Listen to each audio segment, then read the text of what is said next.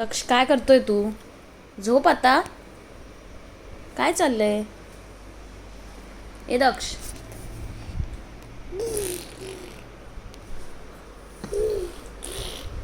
झोप.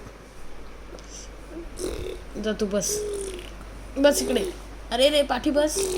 कुठे चाललास? अरे बाबा, बस तू. माझ्याकडेच येतोय. आय गुदुगुली होते. दक्ष, जा तू खेळ तुझं मग. हे